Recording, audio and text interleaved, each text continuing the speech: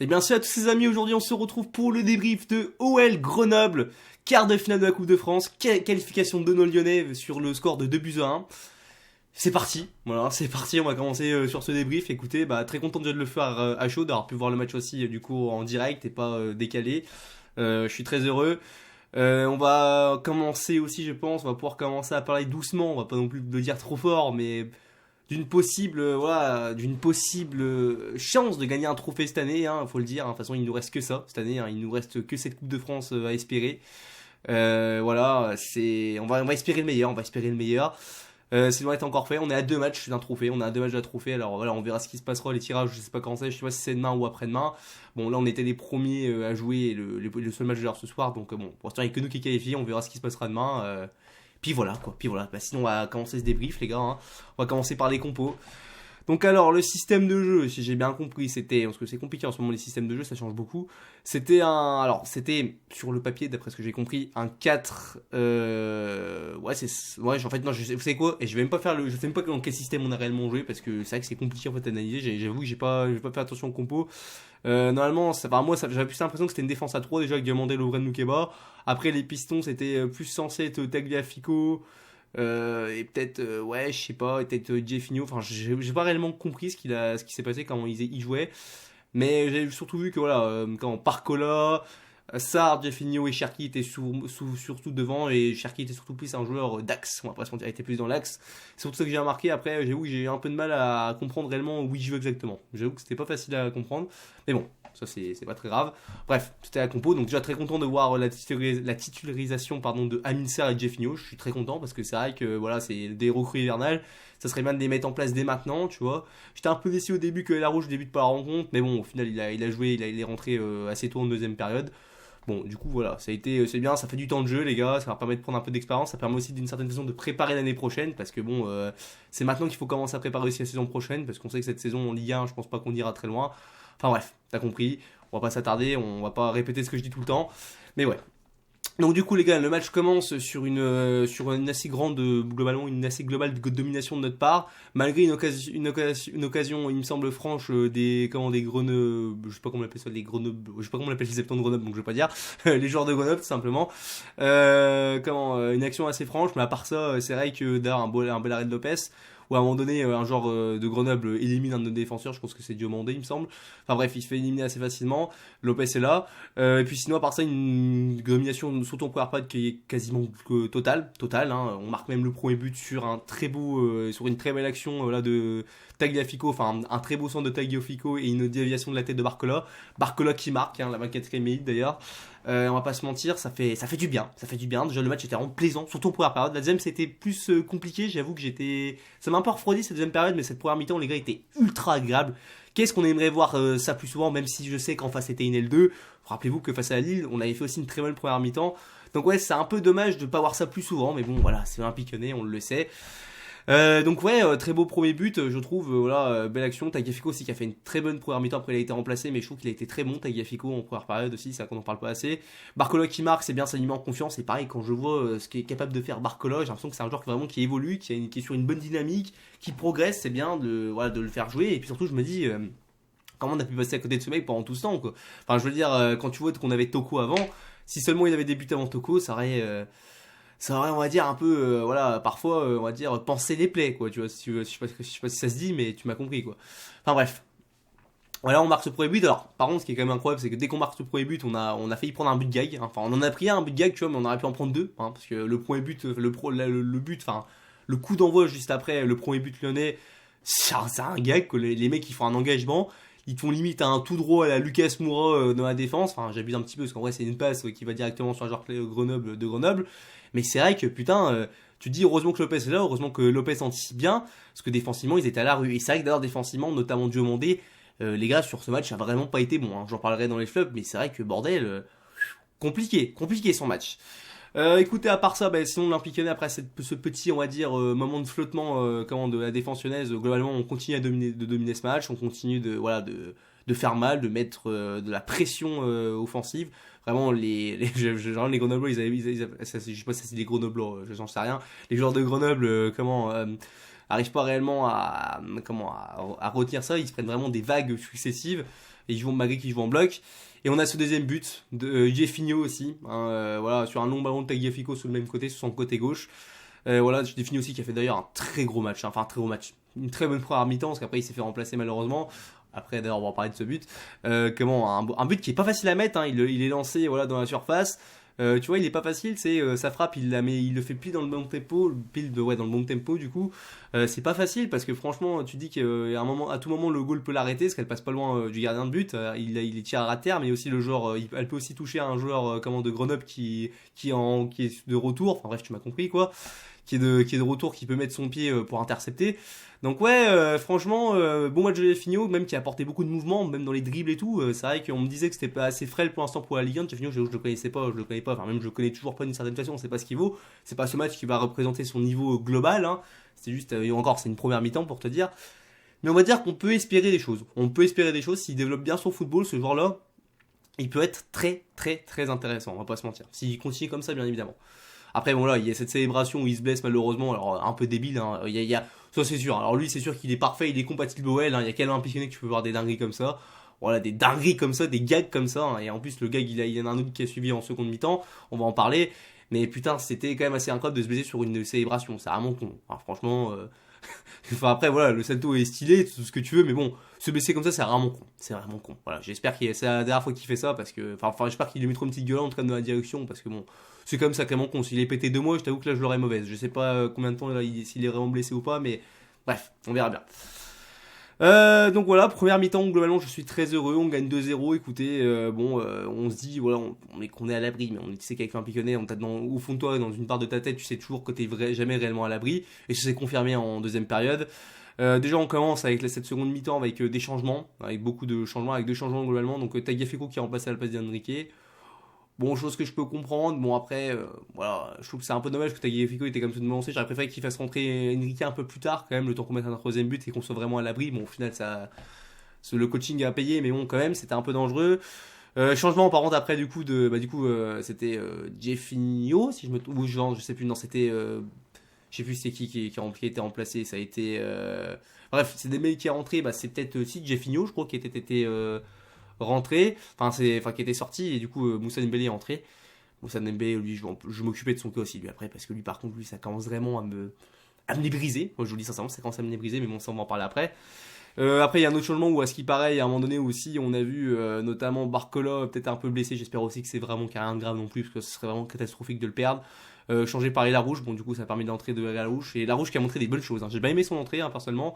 Il a montré des choses très intéressantes. Qu'est-ce que je voulais dire? Donc ouais, Larouche, voilà, qui a montré des choses intéressantes. Après, seconde mi-temps, dans le jeu, si on est un peu objectif, je trouve qu'on a été un peu moins incisif, si je peux dire. On n'a pas été aussi dangereux, on a eu beaucoup de mal déjà parce que, d'une part, quand t'as Dembélé devant, c'est compliqué. Amin Sarr aussi, sa première période était plutôt bonne, je trouve, mais il a fait des très bons appels, il a été intelligent, je trouve qu'il se battait aussi physiquement, il faisait beaucoup de replis. Enfin, il allait vraiment au contact, quoi, tu sentais qu'il avait de l'envie. Seconde mi-temps, ça a été un peu plus compliqué, par contre, j'ai l'impression quand même en Amin Sarr. Personnellement, c'est un peu dommage, parce qu'il était. Après, je pense quand même que s'il se développe bien, il peut être aussi très intéressant aussi, hein. Jefinho et Amin Sarr, ça peut être vraiment 2 joueurs très intéressants pour l'avenir à Lyon. Sachant, j'espère vraiment que ça va progresser, je pense que ça a l'air d'être intéressant, on verra bien. Et malheureusement, après, voilà, hein, quand même, malgré tout, on sent qu'à partir justement de la 70e, tu sens quand même que Grenoble, il y a une petite révolte. Voilà, il y a une petite révolte de Grenoble. Et là, tu commences à prendre des actions, tu commences à prendre des vagues successives, d'une part aussi parce que voilà, Diamandé n'est pas au niveau ce soir. Défensivement, ça a été compliqué. Voilà, tu te prends un but de gag. Voilà, c'est sûr, je sais pas comment, alors je me rappelle plus comment l'action elle part exactement, mais en gros, c'est Cacré qui voilà ils sont je sais pas combien, ils sont en 3 ou 4 sur un joueur. Voilà, t'as Cacré qui essaie de l'intercepter mais qui la remet en jeu dans notre surface à nous, et t'as le joueur qui était le joueur de Grenoble qui était déjà lancé parce qu'il pensait que son coéquipier allait réussir à lui faire la passe. Or, il se fait piquer la balle, mais malgré que ça soit Cacré, enfin bref, c'est compliqué que Cacré voilà lui remette, enfin il la remet en jeu en gros, et comme de par hasard ça va pile sur lui. Le joueur de Grenoble, d'ailleurs, qui marque un beau but d'une certaine façon, enfin un très beau but je trouve, parce qu'il garde son sang-froid face à la Lopez, il dribble le gardien, bien joué, et après bah il a le but grand ouvert, et il a poussé au fond au final, puis voilà, ça fait 2-1. Et là tu te dis bah voilà, hein, nous sommes l'Olympique Lyonnais, c'est encore un gag, c'est encore c'est dingue, c'est voilà, j'ai même plus les mots quoi, c'est fatigant, voilà, c'est le mot, tu vois, c'est crevant quoi, putain. même contre une L2, on peut pas être serein, quoi. C'est dommage, parce qu'en plus, ce match-là, tu sais que si tu mets, si tu fais pas essayer des changements un peu hasardeux que j'ai trouvé un peu bizarre, tu peux le mener 3-4-0, ce match, tu peux le gagner facilement 3-4-0, mais bon, malheureusement, voilà, il y a eu les blessures, voilà, je peux aussi comprendre la volonté de Laurent Blanc de vouloir donner du temps de jeu, mais bon, c'est un peu dommage à certains joueurs, mais bon, voilà. Puis voilà, après il y a eu aussi peut-être un petit débat aussi à un moment donné, ce rouge sur le penant, pour moi il aurait dû y avoir rouge aussi, je pense assez sincèrement. Le penant, pour moi, voilà, l'action était assez quand même, je trouve assez, voilà, il y avait du contact quoi. Je trouve qu'il peut vraiment lui faire très mal et j'ai eu très peur aussi là à ce moment-là. Je me dis franchement ça aurait peut-être mérité rouge sur le penant. Après il y en a certains ils vont me parler aussi de l'action de Dembélé aussi sur le gardien là de Grenoble. Moi j'ai envie de te dire bon à côté oui Dembélé laisse la semelle d'une certaine façon, mais je veux dire c'est aussi quelqu'un qui va au contact. Je veux dire à un moment donné Dembélé il peut pas non plus faire abstraction de son corps. C'est un peu compliqué et en plus il était hors jeu donc généralement je sais pas si tu dois compter faute, il me semble qu'il y a une règle comme ça que quand t'es hors jeu, enfin bref tu peux pas compter le contact. Enfin j'en sais rien. Je dis peut-être un peu de la merde mais excusez-moi mais c'est un peu compliqué, j'avoue, j'ai pas trop compris, mais bon, pour moi, il y a vraiment. Les deux, pour moi, sont fautifs, on va dire, dans l'action. On va dire que ça peut. Tu peux pas incriminer que Dembélé sur l'action. Voilà, c'est ça que je voulais dire. Et puis voilà, après, bah, une fin de match où voilà, il y a 2-1, où c'est un peu plus ouvert, bah, on va pas se mentir, voilà, ça peut partir, on peut très bien prendre un but, comme aussi on peut en mettre, on a eu des situations de contre très intéressantes, très mal exploitées, mais très intéressantes, franchement on aurait pu aussi en mettre un troisième aussi, on aurait pu quand même réussir dans les comptes, parce qu'ils du coup, enfin la fin de match, je suis doute bien que quand ils reviennent au score, ils font tout pour égaliser, parce qu'ils ont juste à égaliser, après ça va au tir au but, ça peut aller très vite, hein, et bah littéralement, voilà. Ils ont dû du coup beaucoup se découvrir et du coup à l'arrivée on aurait pu les reprendre en contre et marquer un troisième but. Malheureusement c'est pas ce qui s'est passé parce qu'on a un joueur devant qui s'appelle Moussa Dembélé qui va nous quitter d'ailleurs vivement à la fin de cette saison pour plus le voir. Lui je ne le supporte plus ce joueur, je lui dis tiens, je vais m'en occuper après, mais voilà il me casse les couilles ce genre là, il m'énerve, enfin bref. Voilà, bref, au final, on se qualifie en demi-finale de la Coupe de France. Hein, on verra bien ce qui se passe. Voilà, d'ici le 5 avril, du coup, on jouera le 5 avril, les demi. Donc, au moins, voilà, pendant moins, minimum encore un mois, on va pouvoir espérer quelque chose de notre saison. Espérer, voilà, la saison n'est pas morte au moins, pendant encore au moins un mois, on va pouvoir espérer. On verra bien ce qui se passe. Hein, c'était qu'une L2, mais bon, il fallait quand même faire une bonne performance. Hein. Moi, je m'en fous que ce soit une L2, une L1, une Nationale 3, une R3, enfin une régionale, tu m'as compris. Moi, ce que je veux, c'est du football, c'est pour me régaler. Et ce soir, on a vu, c'est ce qu'on a vu. Mais je veux avoir avant tout, bien sûr, la victoire. Et c'est ce qui s'est passé. Donc, écoutez, voilà, on va pas non plus bouder notre plaisir. Donc, ouais, on peut y croire. On verra bien ce qui se passe. Le tirage, voilà, moi, je vous avoue que pour le tirage, je m'en fous de qui on tape en vrai au tirage. Tant que c'est à domicile, tant qu'on joue au Michel, qu'on est à domicile. Parce que même Marseille, je vous avoue. Si on les joue à domicile, ça me dérange absolument pas parce que généralement vous regardez Marseille, ça fait au moins, je pense, hein, facilement, il me semble au moins 15 ans qu'ils n'ont pas gagné chez nous. Hein, voilà. Ils ont réussi à gagner contre nous, voilà, plusieurs fois ces dernières années. Et encore pas tant de fois. Hein. Si on est objectif, ils nous battent l'année dernière. Enfin, ils nous battent cette saison-là. Ils nous battent aussi la saison où vous savez où ils gagnent 2-1 avec voilà Rudy Garcia, Silvino. Ils nous avaient battu une fois en Coupe de France, sinon ils nous battent généralement jamais. Et encore, je vous dis, la dernière fois qu'ils nous ont battu, il me semble, chez nous, voilà, c'était en 2007. Donc en vrai, même si on joue Marseille, après il faut que Marseille aussi se qualifie, parce que je dis ça, mais bon, normalement, je pense que contre Annecy, ils jouent à domicile chez eux, ça devrait bien se passer. Mais bon, voilà, je veux dire que moi, j'ai peur de personne tant que c'est à domicile. Je pense que ça peut être qu'un bon tirage pour nous. Voilà, c'est mon avis. Après, voilà, c'est pas pour être arrogant ni rien, mais voilà, je pense quand même que Lyon a un statut voilà, à affirmer, et puis il faudra qu'il l'assume. Bref, si on, bien sûr, on joue à domicile. Après, il peut tout se passer, on verra bien. Voilà, c'est tout ce que j'avais à dire sur ce débrief. Alors, du coup, il y a forcément aussi oui, les tops et les flops, quand même, à dire. Donc, les tops, Cacré. Cacré que j'ai trouvé très très bon ce soir, franchement c'est pas souvent que je le dis cette saison, mais Cacré très très bon partout, voilà, il s'est donné des bonnes passes aussi, il jouait là vers l'avant, ça m'a plu, le penant aussi d'ailleurs, mais le penant un peu en dessous quand même, enfin même en dessous pardon, Cacré j'ai trouvé vraiment très bon match, j'ai beaucoup aimé Tagliafico, sa première période aussi, Tagliafico même s'il fait qu'une période, j'ai envie de le mettre en top parce qu'il a tellement été décisif, de toute façon c'est lui qui il fait les deux passes D en soi, donc Tagliafico j'ai trouvé très bon. Alors après j'aurais pu mettre plein d'autres petits tops, c'est vrai qu'il y a Jeffinho, mais bon problème de Jeffinho, de Amin Sarr aussi, voilà, même la rouge tu vois, le problème c'est qu'ils ont joué respectivement une période tu vois, donc après ça a été compliqué, enfin Amin Sarr il a joué deux mi-temps, mais ce que je veux dire c'est que voilà il a pas été bon sur la deuxième, donc ça a été compliqué. Et au final, j'aurais pu mettre d'autres joueurs, mais ça, si je dois mettre vraiment un troisième top, bah ça va choquer. Enfin, ça va choquer, non, je pense pas. Mais en vrai, je vais mettre Lopez, les gars. Parce que Lopez, bah mine de rien, même si tu vois, comme je dis, on a beaucoup dominé dans le match, il y a eu les Grenoble, les joueurs de Grenoble ont eu beaucoup de fois certaines situations où si Lopez n'est pas décisif, bah ça peut changer totalement le cours de match. Et Dieu sait que ça aurait sûrement changé le cours du match si Lopez était dans un mauvais jour. Là, il a été dans un bon jour, malgré qu'il prenne ce but là. Bon, il peut quasiment rien faire, le pauvre, hein, c'est pas de sa faute. Voilà, il peut pas non plus être tout le temps être parfait. Je trouve qu'il a été encore une fois décisif comme ce match face à Angers.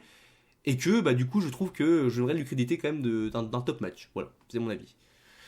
Les flops sinon, alors les flops, on va commencer par Diomandé. Diomandé, match très compliqué. Défensivement, d'ailleurs je trouve que Diomandé ça commence un peu à s'enchaîner, mauvaise performance, ça m'inquiète un peu.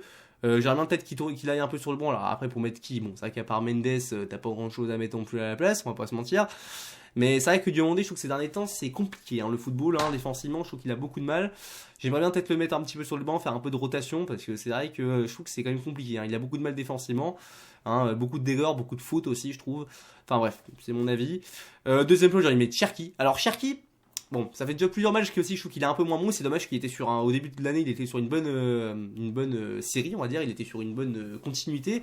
Le problème de Cherki, c'est que sur ce match-là, déjà premièrement, le truc qui m'a saoulé, c'est qu'on a revu le Cherki qu'on n'aime pas voir. C'est-à-dire ce Cherki qui tripote trop au ballon, qui ne donne pas assez au bon moment, qui essaye trop de faire les différences tout seul, qui joue pas simple. Ça m'énerve, Cherki, quand tu ne joues pas ça, Ryan, ça m'énerve. Je vous dis sincèrement, ça m'énerve. Vas-y, lâche ton ballon, joue simple. Des fois, voilà, plutôt essayer de faire ton Messi, là, à dribbler 15 joueurs, c'est fatigant. Mais surtout, ce qui m'a énervé le plus avec Cherki, c'est le jeu sans ballon. Pas assez d'efforts défensifs, Cherki. Peut-être que c'est que moi qui ai cette impression-là, mais vraiment, Cherki, je le vois jamais sur les replis défensifs. C'est assez aberrant, tout le monde défend normalement. Je veux dire, Le Penant, même des joueurs qui n'ont pas fait forcément un bon match, Le Penant. Ça peut être, je sais pas, Tagliafico, même Enrique, tu vois, Enrique, j'en parle pas aussi, il est rentré à la place de Tagliafico. Ils y vont un peu au contact, tu vois, ils n'hésitent pas à faire les retours défensifs. Lui, il les fait jamais, et c'est vraiment casse-couille. Enfin bref, voilà, ça m'énerve. Et troisième flop. Alors lui, par contre, même s'il est entré en cours de match, Dembélé, je ne supporte plus ce joueur. Je ne veux plus le voir. C'est même pas. On parle même du fait que ça peut être un super sub. Ça peut même pas être un super sub pour moi. Ce joueur est nul. Ce joueur est mauvais. Ce joueur a un mental de merde. Ce joueur est un joueur détestable. Voilà. C'est bon, c'est dit. C'est fait. Il est horrible ce joueur. Mais il est horrible. Il te ralentit. Putain, mais le nombre d'actions qu'il te gâche. Il est lent.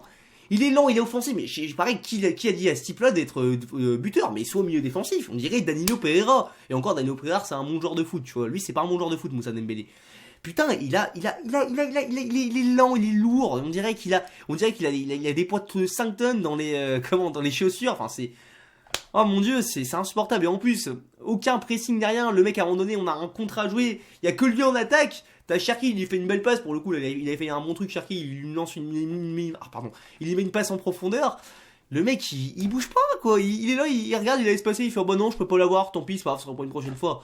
Ouais, c'est bon, bats-toi un peu, là. T'es quand même encore sous contrat sur un piquonnet. Même si tu pars, comme à la fin de saison, respecte-nous un minimum. T'es encore sous contrat, mon pote. Oh, c'est bon, c'est fatigant. Pareil, à un moment donné, une autre action, là. Il y a une transversale. Le mec, il te fait une transversale dégueulasse au Mohamed El Arouche, qui est tout seul, Mohamed El Arouche sur le côté. Il peut le lancer, on peut avoir une action de troisième but. Il lui met une patate, il la met dégueulasse, sa transversale. Enfin, ça passe au t'appelles ça comme tu veux.